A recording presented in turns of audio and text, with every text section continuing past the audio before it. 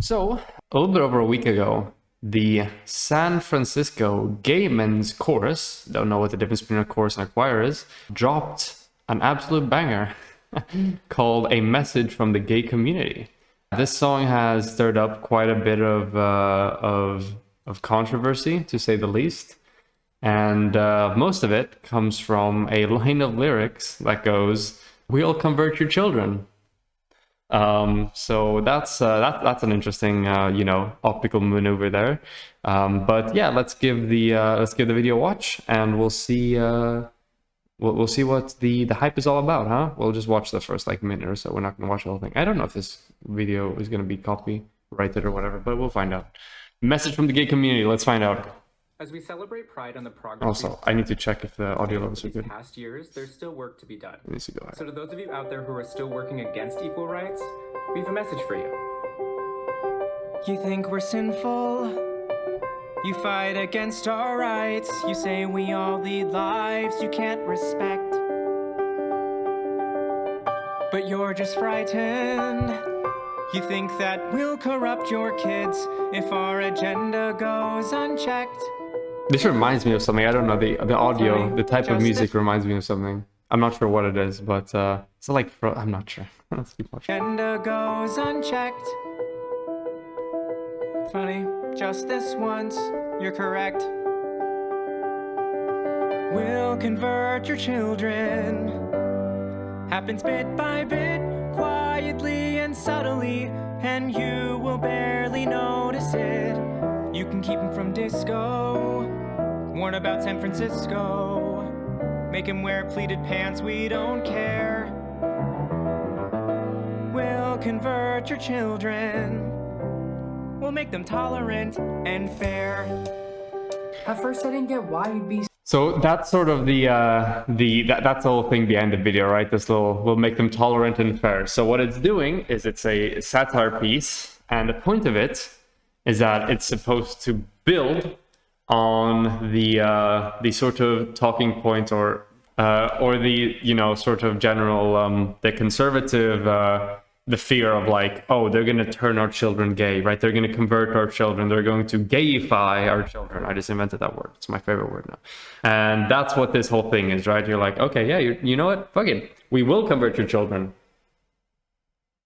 And we'll make them respectable people who, aren't bigoted, right? So that's sort of the spin that they're taking on this. And it's a piece of satire, right? And it's building and it's making fun of this sort of, the conservative fear mongering around the gay agenda and just generally the LGBT community. So, on its face, just the satire thing, it seems like it could be, pretty decent. But the optics of this is absolutely terrible. It's gotten a lot of criticism, from all around, mostly on the right side then, from a lot of different people anyway.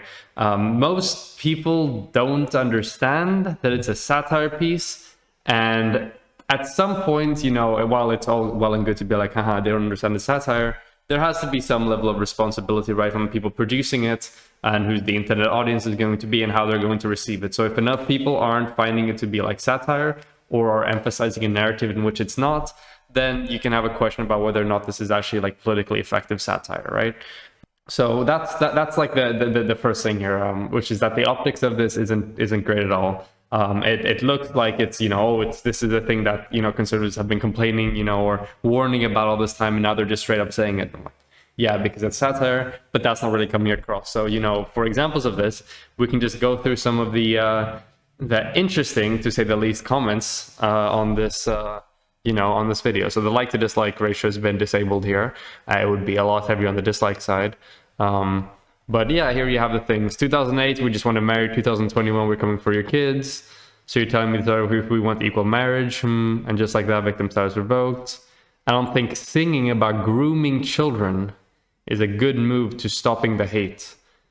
I thought people were born gay. These people change the narrative 180 degrees when it fits. Please keep doing stuff like this. You're creating more enemies you can possibly imagine.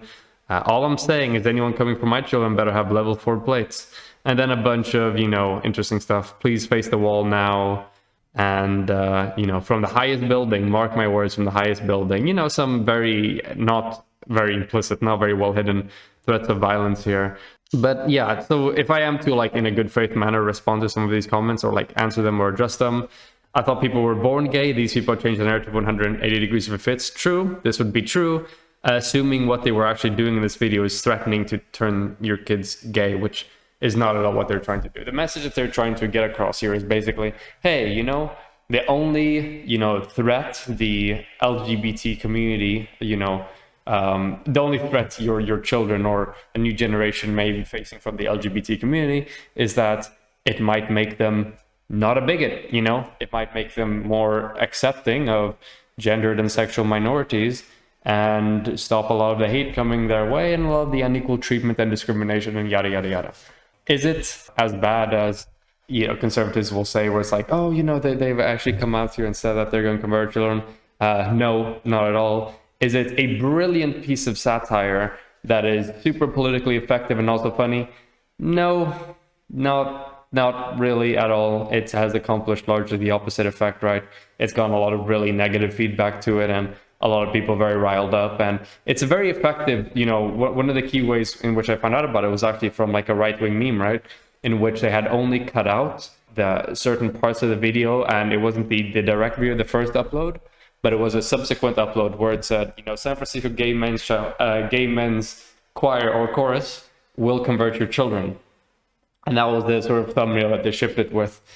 So it's terrible optics in this regard. And even though it's a short video, everyone isn't going to watch it, which is a shame because, you typically should watch a lot of the stuff you share around and a lot of the stuff, especially you complain about and you talk about, but not everyone does that. It's not going to have the best optical performance, but at the same time, it is very, very, very telling that basically nobody who is, commenting or is super angry at this video, number one, actually watched and understood the very, very basic lyrical meaning of the song, or number two, want to represent the actual meaning of the song in an honest way, right?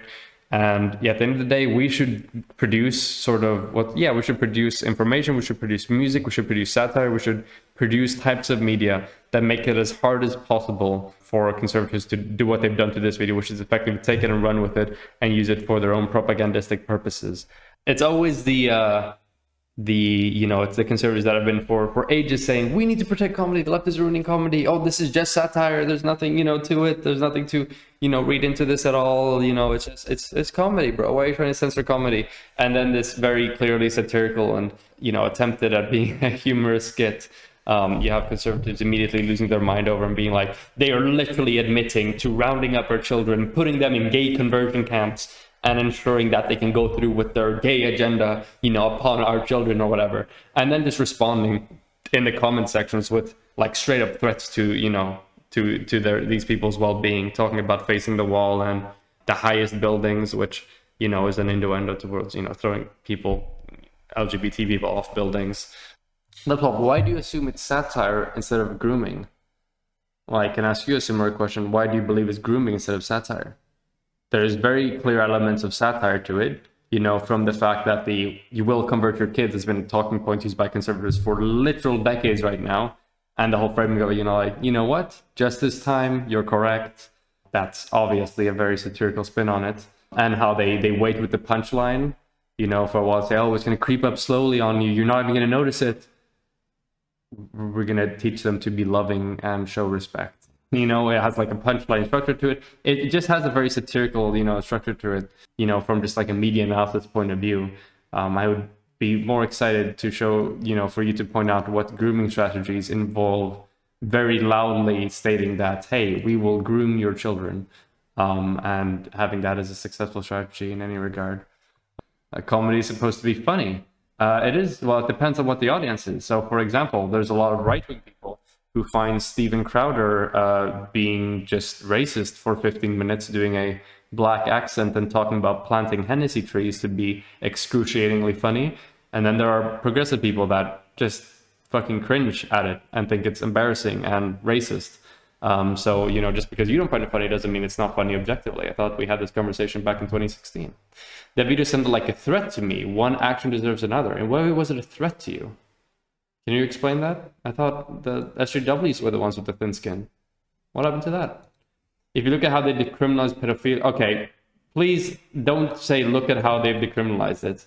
I would love for you to show me how they've decriminalized pedophilia in California. We're coming for your children, that's a threat. That's the joke.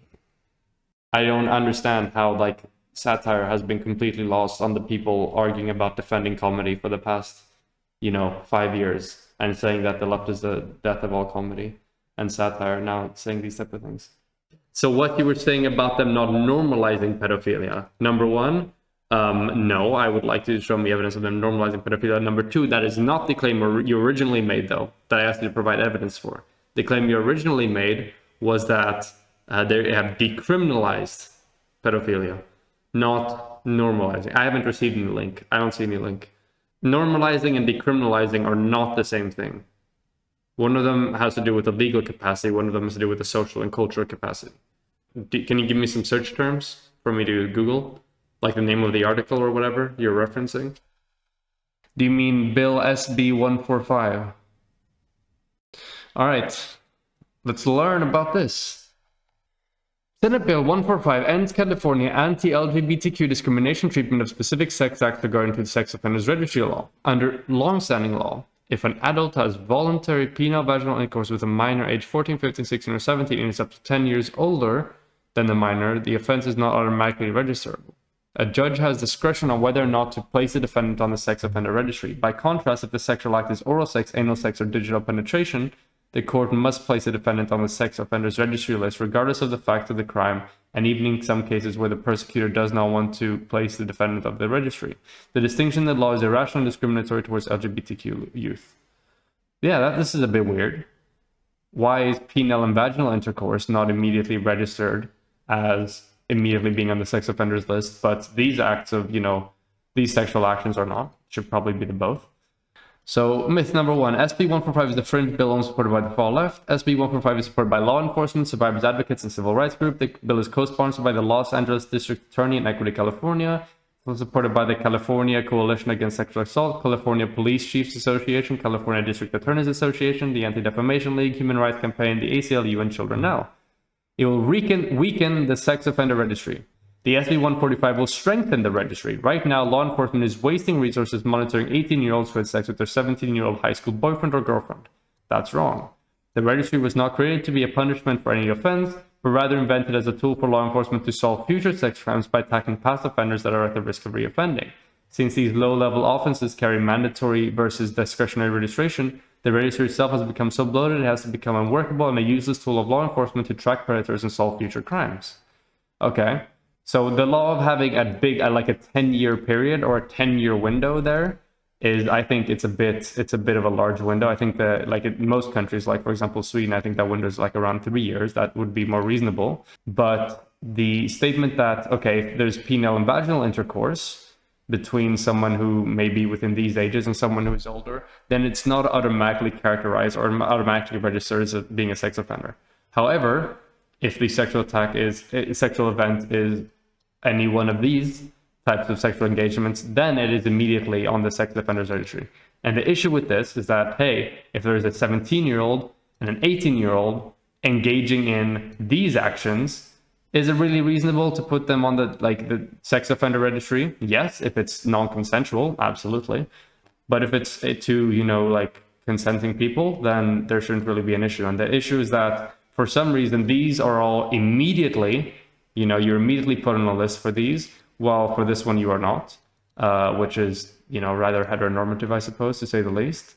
And additionally, the issue that they seem to make out here is that because of the fact that these actions are immediately put on a list, it bloats the sex offender registry and makes it harder for police departments to utilize the sex offenders registry to, get at later crimes. So by instead making it so that these actions, just like penile and vaginal intercourse, also don't immediately trigger, the putting of somebody on the sex offenders list, that will make the sex offenders registry a lot more efficient. Now, this doesn't mean that these people can't be put on the list. They absolutely still can at the court's discretion, but it doesn't mean that a 17 and an 18-year-old engaging in consensual sexual intercourse will immediately be put on the register and that will be bloated. This doesn't weaken it. This makes it stronger. This makes it more specified, and it makes it so that the court has more discretion in the specific cases to prevent weird court outcomes and to prevent the over-bloating of the sex offenders registry. The SB 145 legalizes sex with minors pedophilia. The SB 45 does not legalize or weaken the penalties for any conduct. These offenses remain crimes punishable by law, and a judge can still choose to put the older party on the registry if the case warrants, just like a judge can do if it's an offense involving penile vaginal intercourse. Yeah, so that's basically exactly what I just said. SB 145 applies to youth under the age of 14. This bill only applies to people aged 14, 15, 16, or 17, and within a 10 years range. It protects rapists. The SB 145 only applies to voluntary sex. It does not apply in cases where one party does not believe the sexual contact was voluntary or the behavior was predatory. Also, what I just said. The SB 45 changes will allow the age of consent and condones these behaviors. It will allow 24-year-olds to prey on 14-year-olds. Nope. The age of consent remains unchanged. Under current law, it is illegal for anyone over 18 to have any type of sex with a 14, 15, 16, or 17-year-old. This remains illegal under SB 45 and is punishable by law. The only change is that a judge can decide when the sexual contact is oral, anal, or digital, whether or not the older party should be on the sex offender registry. If the couple is in closed age and the behavior was voluntary, court already holds the same discretion when the offense is in the penile vaginal sex. So yeah, this is absolutely nothing like you made it out to be, person in the comment section, at all. Nice, good job at proving that pedophilia is being normalized. The plot. This absolutely is not it. This is the worst possible example you could pick of. This is just a law that increases the effectiveness of the sex offenders registry and makes it easier for police officers to catch criminals using it, and sex offenders specifically using it. So yeah, swing and a miss, buddy. So overall, what needs to be said about this is that it was a good attempt, flipping the they'll make our children gay on its head and then putting a twist on it towards a more realistic example. So yeah, sure, we'll convert your kids from, potentially being bigots to not being bigots. But it was a bit too on the nose in this specific example. And because it was too on the nose, it annoyed a lot of conservatives. So the key purpose of this video really is to highlight, number one, the flaws with the actual video and this piece of satire, which is it was a bit too on the nose. Number two, point out that the people, how obvious it is that they're not talking about turning your kids gay, and in effect to make sure that any conservative who talks about this, number one, hasn't watched the video, or number two, is honestly like misrepresenting it, because there is really no way this video can be, from the lyrics in the video, can be at all interpreted that they're going to change your children's sexuality or whatever. But then also number three, that people are aware of this video, because I have a feeling it might come up quite a bit. So that you're aware about what the video actually says and what it states, and that it's not this, Freudian slip by the gay community, as some conservatives are sure to paint it out to be. And yeah, I only played a minute of the video. There's another, 3 minutes of them singing. Very cool. They're going at it. Nothing special, just same lyrics. Hey, we'll teach your kids not to be bigots if we'll have it our way. That's just the general trend of the video, but it was clumsily presented. It was way too on the nose to be as effective as it could have been. And overall, it's caused a lot of media backlash, and a lot of conservatives are really mad over it. So I just wanted to make this brief, informative piece on what we have to on what I have to say about this specific video there. So yeah, that's the Gay Men's Choir.